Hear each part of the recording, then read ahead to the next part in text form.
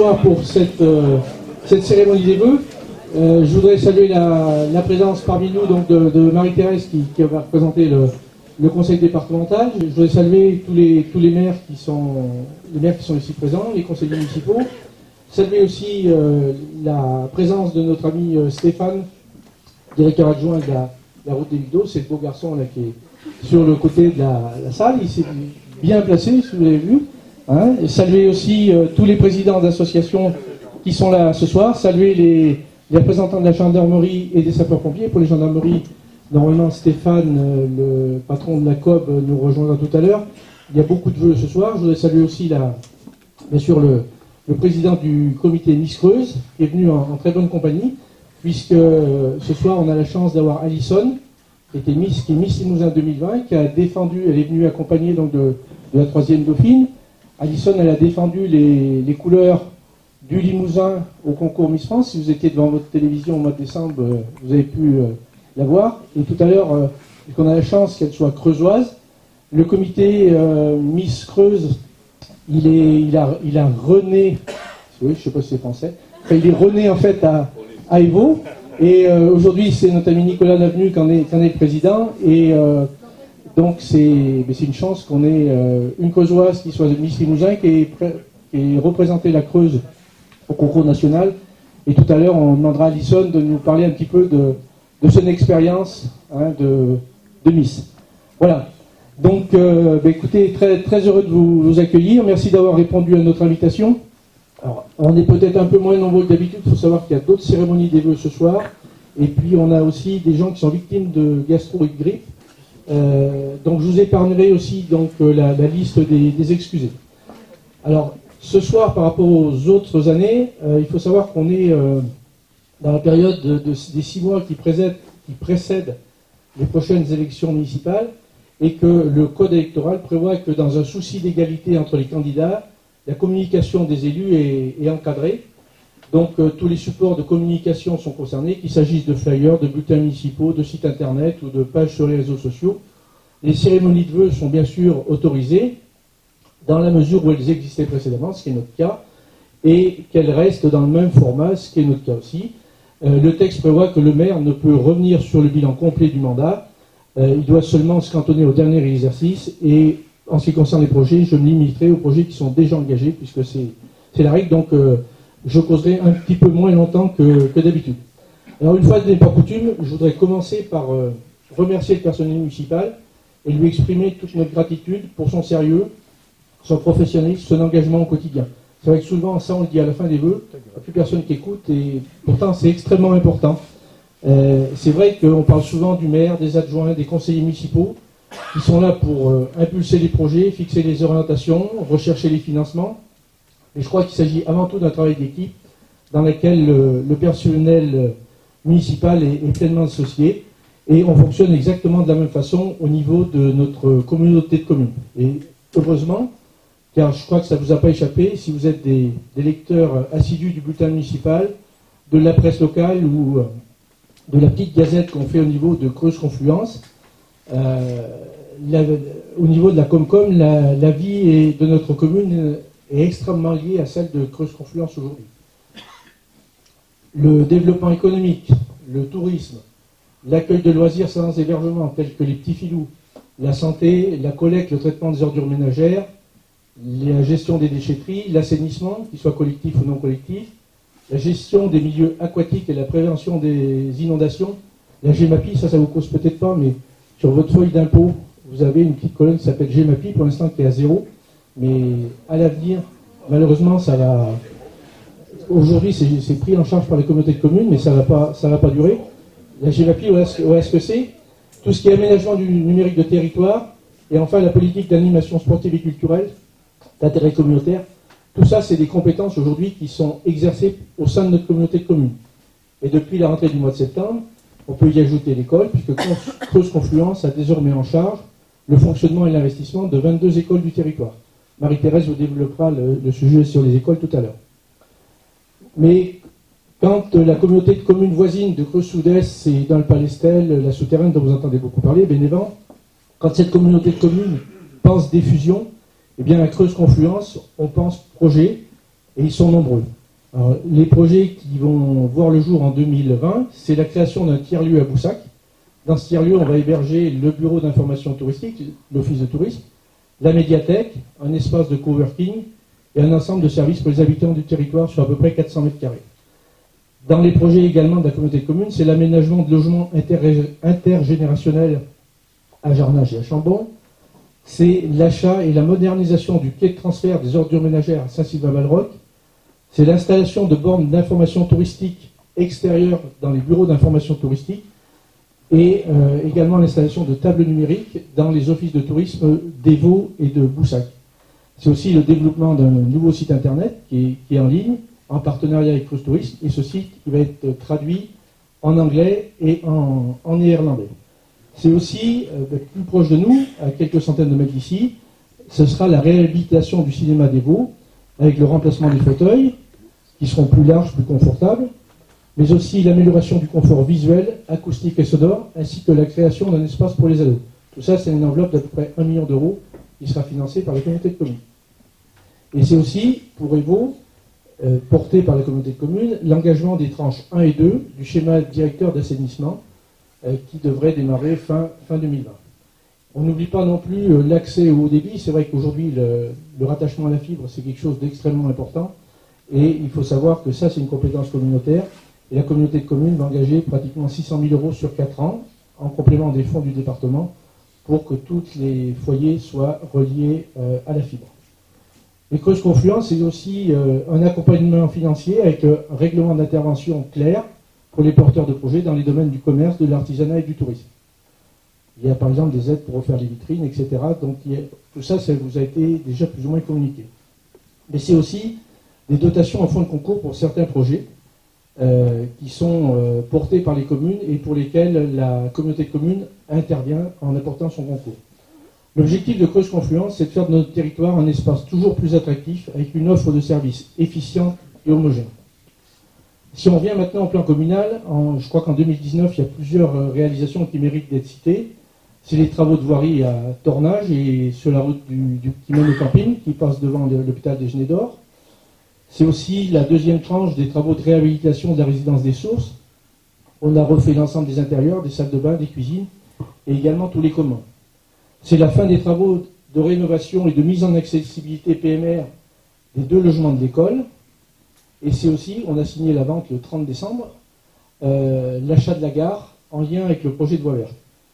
Si on a signé le 30 décembre, pardon, c'est simplement qu'on ne pouvait pas le faire avant.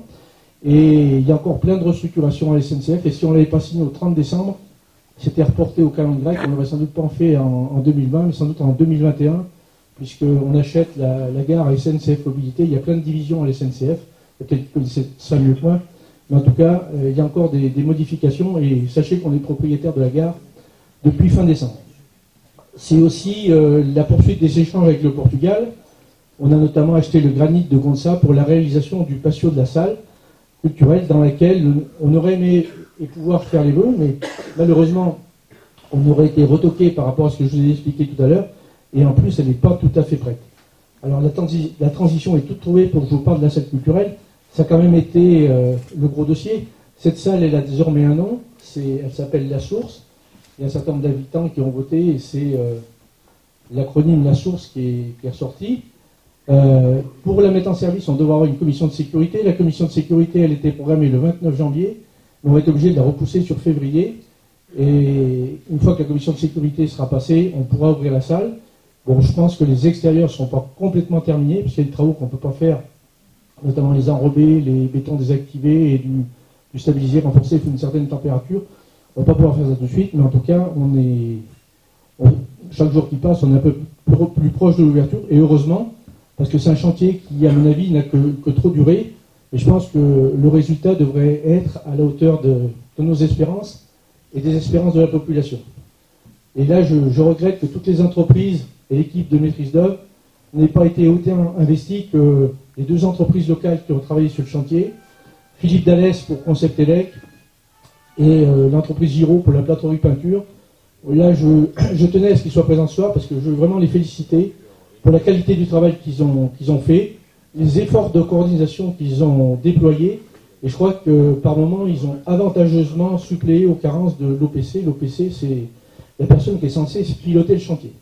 Bon, je ne m'étendrai pas davantage sur la salle. Hein. On programmera une inauguration officielle dans les prochaines semaines.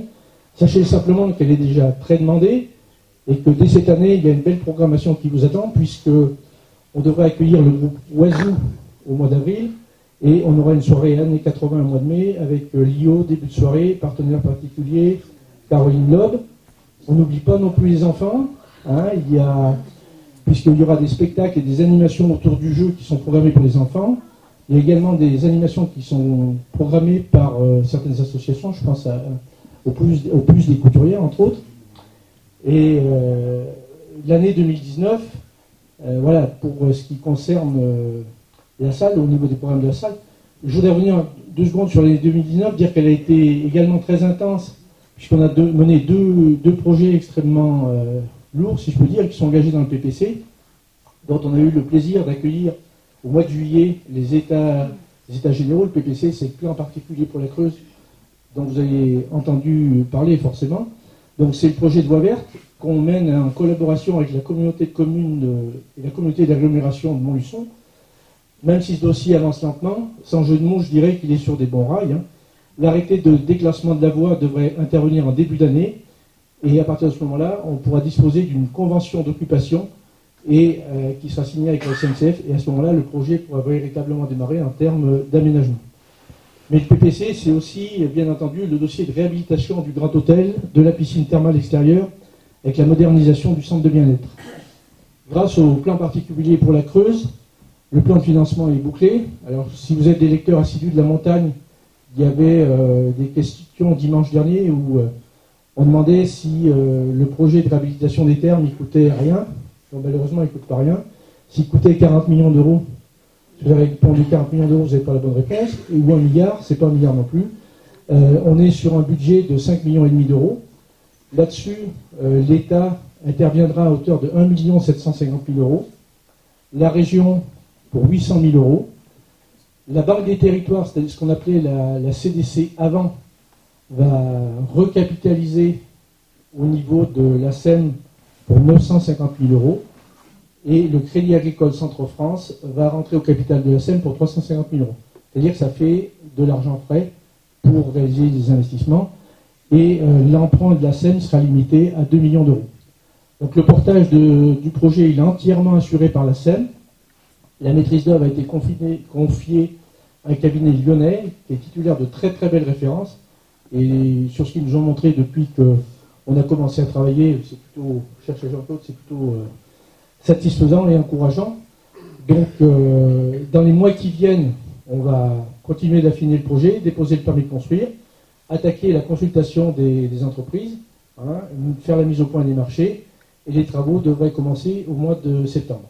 Je crois que ça mérite d'être dit, c'est que sans le PPC, ce projet il n'aurait pas pu aboutir. Le PPC en fait nous a permis de passer du stade idée au mode projet. Donc moi je voudrais vraiment remercier tous ceux qui nous ont accompagnés sur ce dossier. Beaucoup ne sont pas là ce soir, mais vraiment c'est un beau boulot, c'est un beau travail d'équipe, et on doit une fière chandelle au coordinateur du PPC, c'est le sous-préfet Philippe Ramon, qui n'est pas là ce soir, mais que j'avais invité, mais qui nous a vraiment donné un sacré coup de main. Voilà, je ne voulais pas terminer sur 2019 sans adresser mes félicitations à l'ensemble des présidents et bénévoles des associations. Je pense bien sûr aux associations sportives, à l'USEB, au judo club, au Viet Vo Dao, au club nautique, au basket club, au tennis club, dont l'équipe dirigeante a été en partie renouvelée, à la PVL, au CCME. Sincèrement, tous les présidents d'associations, tous les bénévoles, soyez remerciés pour vos efforts en direction des jeunes, la qualité de vos organisations, et pour avoir porté haut les couleurs d'Evo dans de multiples compétitions en France et en Europe, puisqu'il faut savoir qu'entre autres, pour le team VTT de Massa, il y a plusieurs coureurs qui ont effectué des courses partout en Europe, et qui ont porté bien sûr les couleurs d'Evo. Je pense aussi aux autres associations, hein, au comité des fêtes, félicitations pour l'organisation de la fête patronale, de la fête du pain, ou encore l'excellent couscous préparé après bien des péripéties au moment de la fête de Saint-Marien. Je pense aussi à l'Amicale du Marché Vieux pour la 22e édition du Rock et Moto, aux associations de parents d'élèves de nos 2 écoles pour leurs différentes manifestations, la Virada qui fêtera son 25e anniversaire cette année, à l'association Tisane Pop qui supplée l'Amicale des commerçants pour l'organisation de la braderie brocante du 15 août, à Loisirs Créatifs pour la customisation des peignoirs qui sont présentés ici et qui ont été exposés durant toute la saison dans les vitrines. Le symbole, en fait, le peignoir, c'est le symbole du thermalisme. L'ambassadeur de... Hein, on appelle ça la démarche des accros du peignoir. Et vous avez ce soir ici Stéphane, qui est l'ambassadeur de la démarche, hein, et qui communique beaucoup autour de cette démarche des accros du peignoir. Il y a eu beaucoup de communication autour de ce sujet-là. Je remercie aussi Evo Fleur et ses bénévoles qui se sont investis au quotidien pour compléter, améliorer le fleurissement réalisé par les services municipaux. Malheureusement, pour la 2e année, tous ces efforts ont été anéantis par la sécheresse. Je remercie aussi le comité jumelage Evo Gonça pour l'organisation de plusieurs manifestations autour des spécialités portugaises. Je remercie aussi l'association des anciens combattants pour leur participation aux cérémonies du 8 mai, du 11 novembre, les bénévoles de la bibliothèque. Je salue aussi les actions entreprises par l'association France Alzheimer, créée depuis moins d'1 an. Évry son histoire pour ses conférences et son investissement dans l'organisation de la communication autour de la souscription pour les travaux de l'Église avec la Fondation du patrimoine. Sachez qu'on est à peu près aujourd'hui à 8 000 € de collecte, donc c'est plutôt très bien parti. L'AFN qui a permis de collecter cette année plus de 9 000 € dans le cadre des différentes manifestations organisées en faveur du Téléthon. Le Club des Sources Vives, Artistiquement Vôtre, Evo Musique et Jim et Evona pour leurs animations quasi journalières. Je n'oublie pas non plus le casino avec une programmation variée tout au long de l'année et une offre de divertissement 365 jours par an, de 10h du matin à 1h du matin. Pour conclure sur 2019, je voudrais adresser mes plus vives félicitations à nos sapeurs-pompiers, plus de 400 interventions cette année, saluer leur engagement, leur réactivité, leur grande maîtrise. En toutes circonstances, ils l'ont encore démontré il n'y a pas si longtemps que ça pour un terrible accident en direction d'Auzan. Saluer aussi l'engagement de nos services de gendarmerie qui, je n'en doute pas, mettent et mettront tout en œuvre pour mettre un terme aux fréquentes dégradations des biens publics et autres incivilités qui sont insupportables pour les élus et pour la population. Alors si on veut parler un petit peu de 2020, on a un programme de travaux avec la réfection de la route de la Bussière, la réfection de la route du Monteil à la Couture, l'installation d'un bloc de toilettes automatique place Serge Cléré. Ça aurait déjà dû être fait, mais on a eu un petit souci avec l'ABF, hein, le bloc est commandé, il n'y a pas de souci. C'est aussi la création d'un parking de 65 places aux abords de la place de la salle culturelle, hein, sur le terrain Cardo. Les travaux vont démarrer, je pense, la semaine prochaine. Tout ça, c'est en place. On fera également en 2020 les travaux de restauration de l'église, avec la réfection du clocheton et du bas-côté sud. Et au camping, on a commandé 2 pods. 2 pods, c'est des gens d'igloo pour remplacer les 2 derniers chalets bois qui sont vraiment en fin de vie. Et on continuera la réflexion sur l'aménagement du vallon des Terres et la destination de l'ancien cabinet médical. Et puis, il faut savoir que l'année prochaine, on accueillera un événement important, c'est que en fait, notre commune et l'ensemble du territoire de Creuse-Confluence va bénéficier d'un éclairage assez particulier le 18 août, avec l'accueil de l'arrivée de la première étape du Tour du Limousin, qui reliera Couzex à Évaux-les-Bains, après 185 km d'une course qui promet d'être animée, puisque ça va être relativement vallonné. La course rentrera sur le territoire de la communauté de communes à hauteur de Pionat, passera par Jarnage et passera par Blodet, Clunia, Boussac.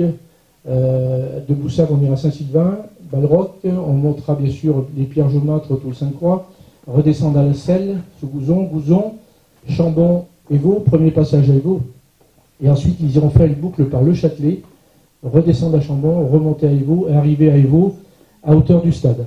Donc cette course elle est retransmise pendant les 2 dernières heures sur la chaîne qui s'appelle l'Équipe 21, c'est à peu près 400 000 téléspectateurs. Bon, c'est pas les audiences du Tour de France, mais c'est déjà pas si mal que ça. Et c'est fait avec des moyens proches de ceux de France 2 et France 3. Et bien sûr, il y a l'aspect sportif, mais il y a aussi l'aspect patrimonial à côté, où la caméra, elle bifurque la caméra d'hélicoptère ou d'avion, elle bifurque un petit peu pour mettre en valeur le patrimoine du territoire. Donc on aura cette organisation le 18 août, en attendant peut-être un événement d'une autre importance bientôt. J'en dis pas plus pour le moment, puisqu'il n'y a rien de sûr et qu'on ne peut pas s'avancer. Alors au moment d'exprimer mes vœux pour cette nouvelle année, j'espère toujours une offre de soins plus étoffée, avec l'installation d'un dentiste à la MSP.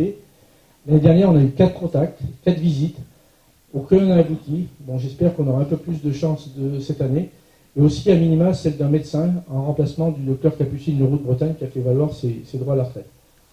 J'espère aussi un passage de témoin réussi entre Marinette, notre directrice des Thermes, et M. Montero, qui prendra sa succession à la direction générale des Thermes. Je n'avais pas forcément prévu d'en parler, mais d'un jour où il y a eu une page entière la semaine dernière, donc c'est plus un secret. Ce monsieur vient de Dax, donc de Dax, où il est encore directeur pour quelques semaines du groupe des Thermes d'Arénadour, à Évaux-les-Bains. Certes, le changement risque d'être un peu brutal, mais je suis certain qu'il saura s'adapter et poursuivre le travail entrepris. De par son passé de directeur de la restauration en Espagne pour le compte du groupe Accor, j'espère aussi au restaurant une cuisine plus gastronomique qui saura mettre en valeur les produits du terroir.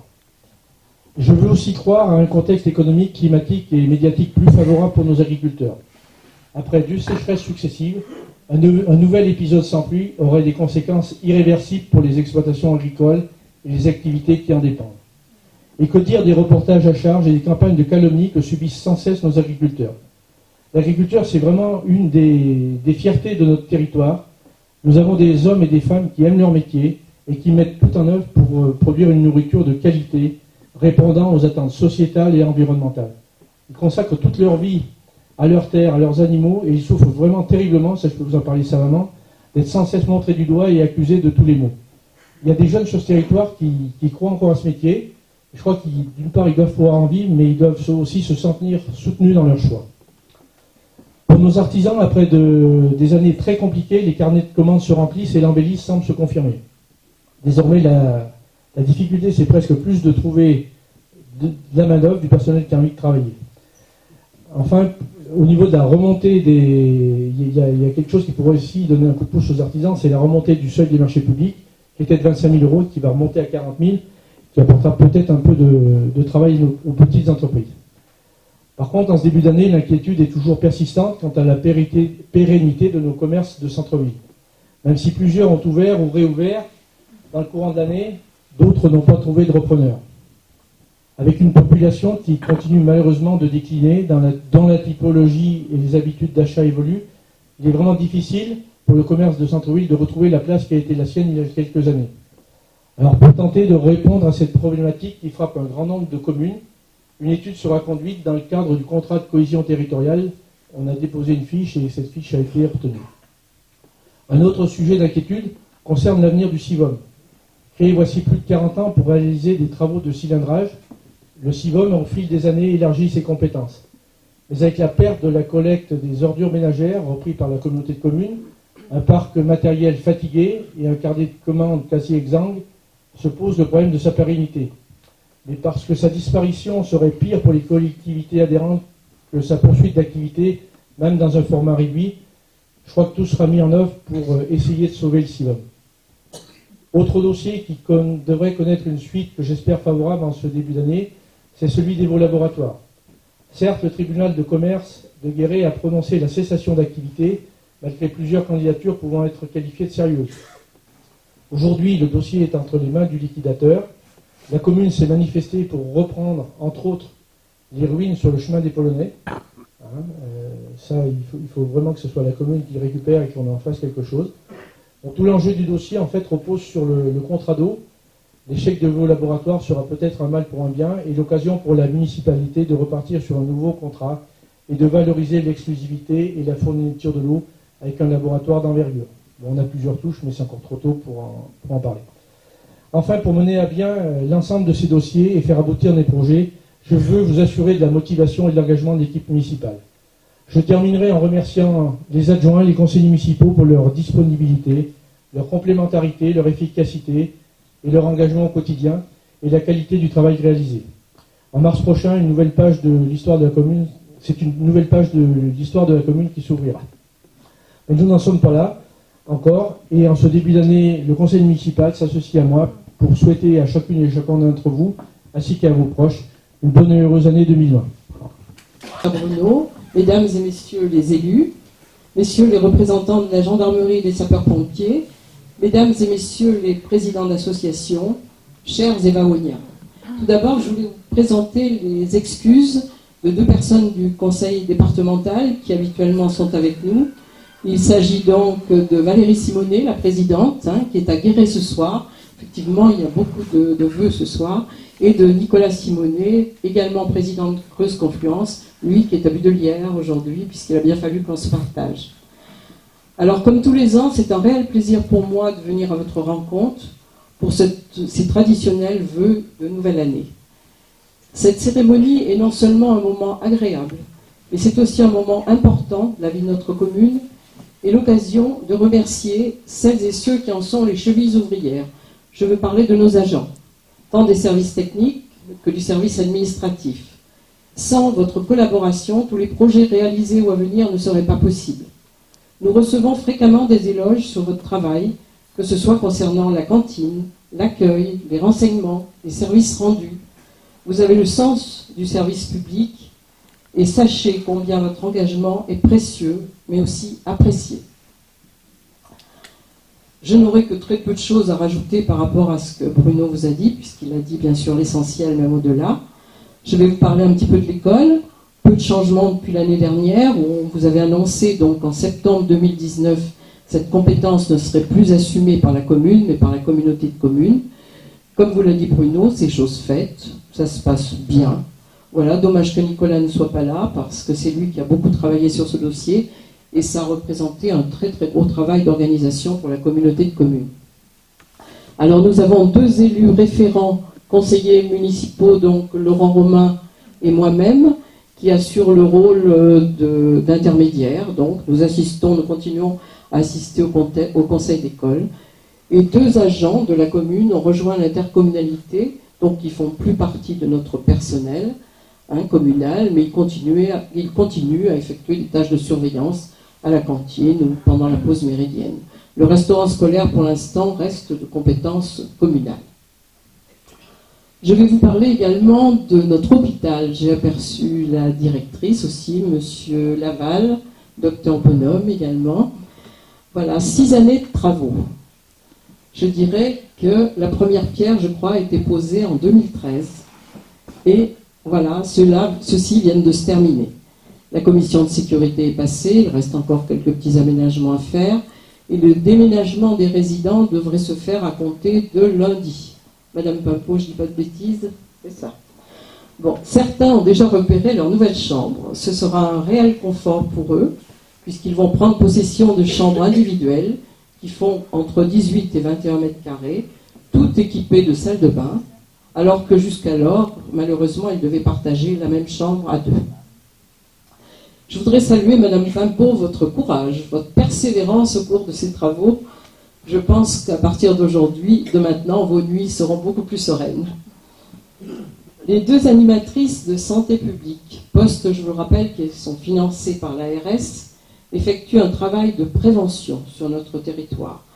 2 conférences ont eu lieu à Évreux à l'automne, Octobre Rose, concernant le cancer du sein, qui a eu lieu au cinéma, une conférence sur les soins palliatifs au casino. L'occasion pour moi de remercier Nicolas Lavenu, son directeur, d'avoir mis à disposition gratuitement, je crois savoir, sa salle pour cette conférence. Chaque fois, ces opérations ont été couronnées de succès, donc en 2020, je pense que nous pourrons renouveler cette expérience. Au cours de cette année aussi, la télémédecine s'est bien développée. L'ARS, courant d'année, je crois, finançait un chariot de télémédecine, ce qui permet aux résidents de bénéficier d'une consultation à distance, de spécialistes, sans avoir les inconvénients, pour certains d'ailleurs de gros soucis, pour faire un trajet de 50 km en VSL, pour se rendre à l'hôpital de Monusson. Bien évidemment, ce type de consultation ne peut pas se faire dans toutes les disciplines, mais il est très très efficace normalement, surtout en dermatologie. De la nouveauté également à la maison de santé, une psychiatre va consulter à distance des patients 2 fois par mois, Elle était présente, je crois que c'est jeudi, à la maison de santé, accompagnée de l'ARS, et elle a déjà effectué 3 consultations. Voilà, de la télé-expertise aussi, avec photo à la maison de santé, en dermato. Là, je crois que c'est la nouveauté pour cette maison de santé. Concernant notre commune, c'est à peu près tout ce que je vois à ajouter. Je vais aborder maintenant avec vous les travaux donc, du conseil départemental. Voilà bientôt 5 années que nous avons été élus sur ce canton avec Nicolas Simonet. Les premières années ont été difficiles. L'urgence a été de contrôler la situation financière. Nous sommes des élus responsables et il nous a fallu maîtriser les dépenses de fonctionnement.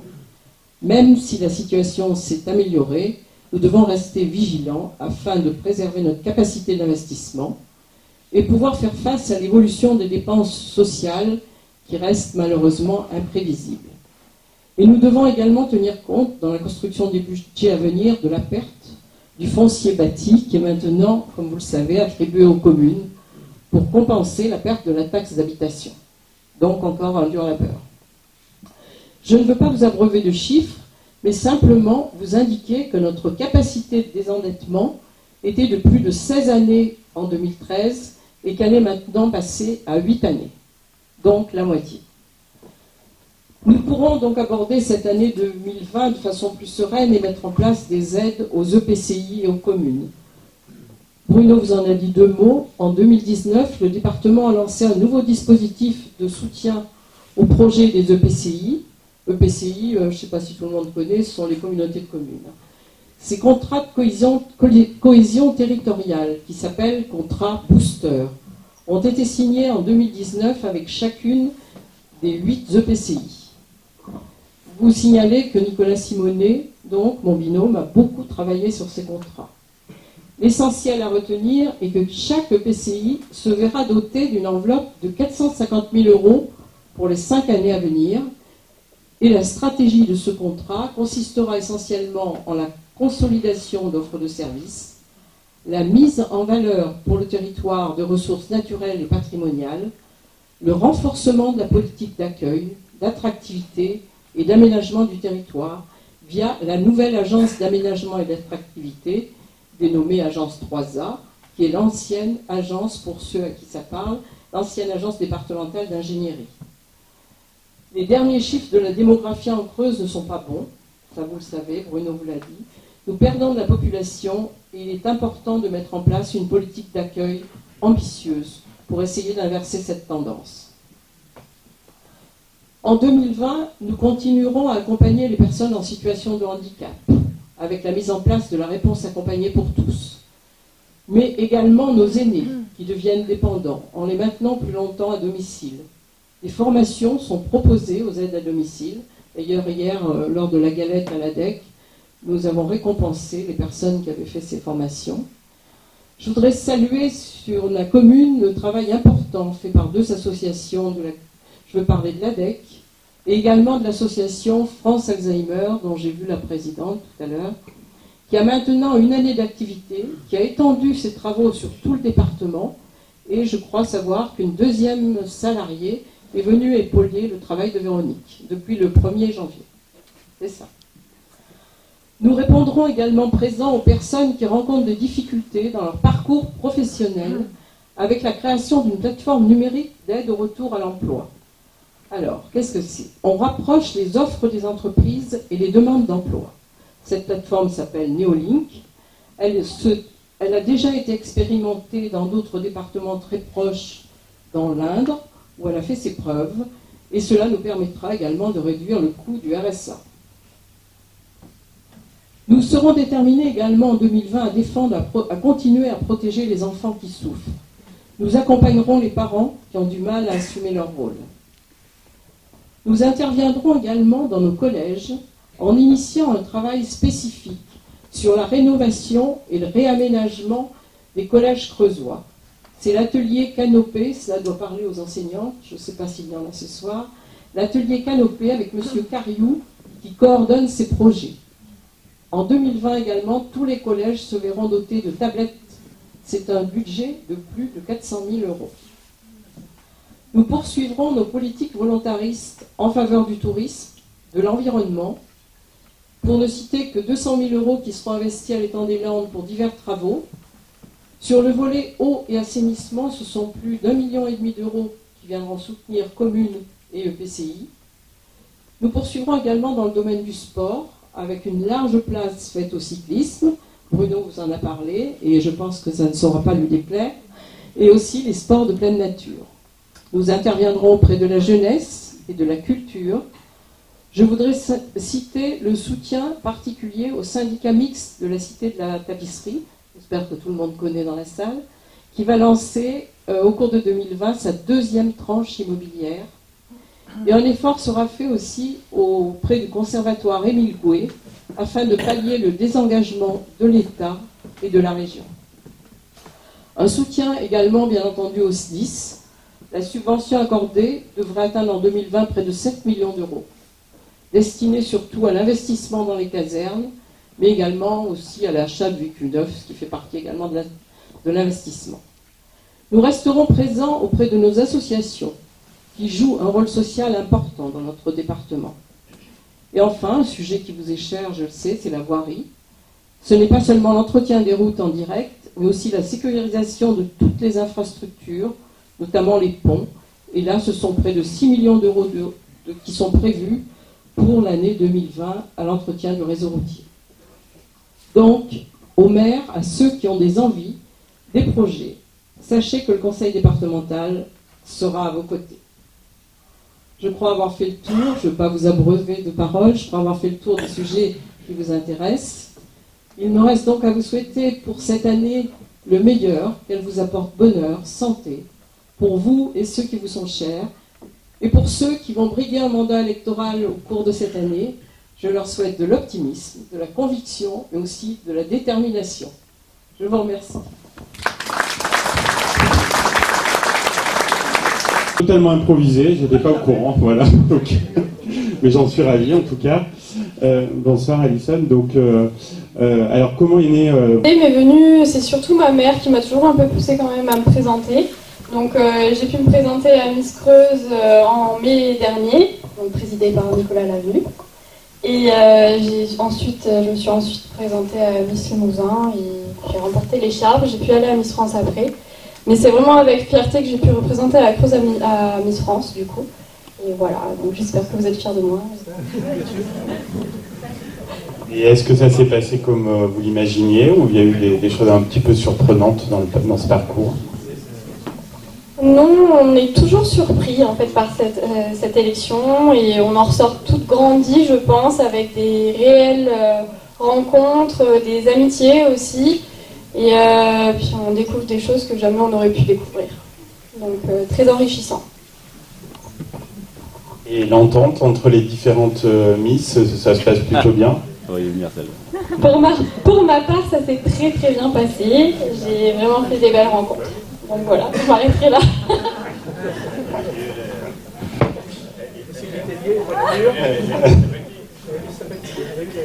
Ah, très bien. Et donc, cette expérience, il y a une part également de voyage, d'évasion, non vous ne vous retrouvez pas entre Miss, il n'y avait pas un voyage?